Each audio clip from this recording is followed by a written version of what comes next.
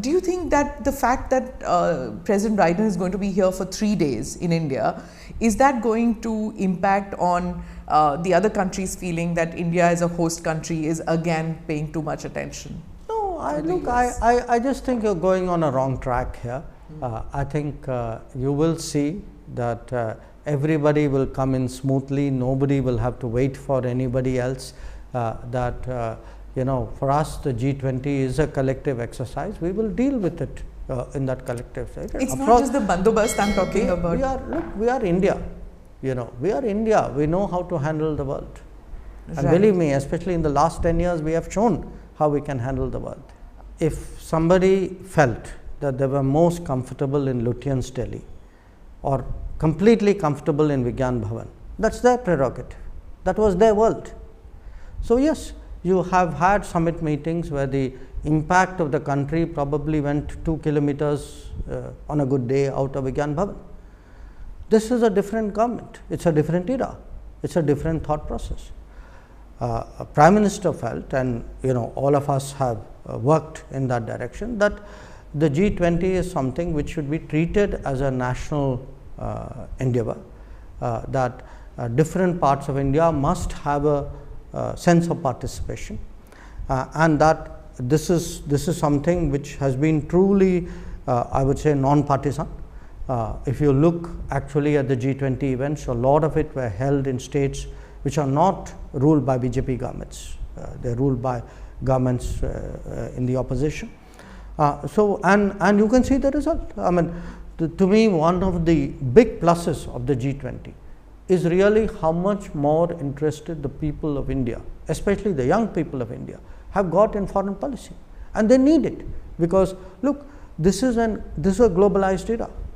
This is an era where the opportunities can be very global, where the problems also, as we saw during COVID, can be global. So we need to, as part of the transformation of India, we need to create a global awareness in this country, and I think the G20 has been very, very helpful in it. And for those who feel that we should be stuck in 1983, I mean, please, you are welcome to be stuck in 1983. I'm sorry, the country has moved on. We are in 2023. The fact that President Putin and President Xi are not going to be present at the New Delhi meet, has that cast a shadow on the summit? Not really. I mean, look, I think at different points of time in G20, there have been some presidents or prime ministers who, for whatever reason, have chosen not to come themselves. But that country and that country's position is obviously reflected by whoever is the representative on that occasion. So you had some occasions where you had a president or two, sometimes three, who have not themselves come. But I do think my sense from talking to the ministers certainly, and I know the Sherpas are in touch with each other. They are right now trying to hammer out the final document. I think everybody is coming with a great deal of seriousness. I mean, will it have an impact on the outcome of the meet? I would put it this way, that the issues are there.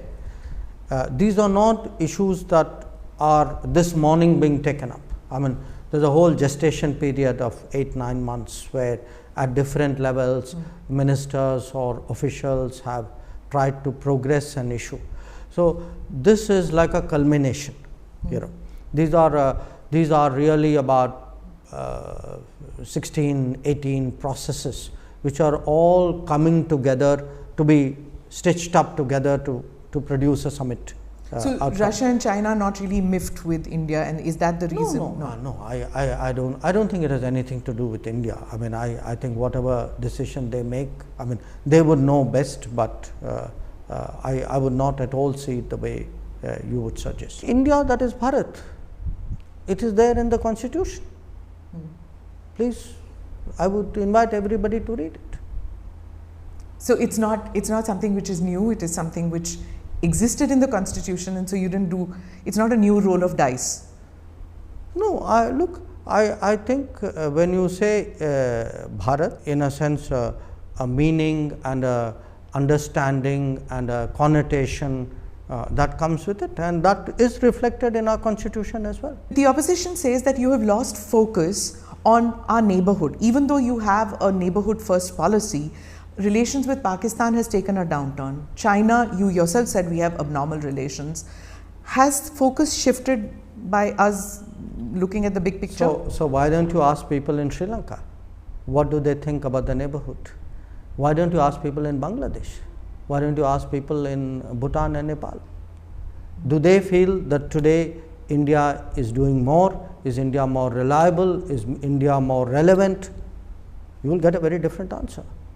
Now, if somebody says that the proof of a good foreign policy is to carry on with Pakistan as though a big terrorist strike hasn't happened and that's par for the course, then I'm sorry, they have a different worldview. That's not the kind of neighborhood first policy that we are running.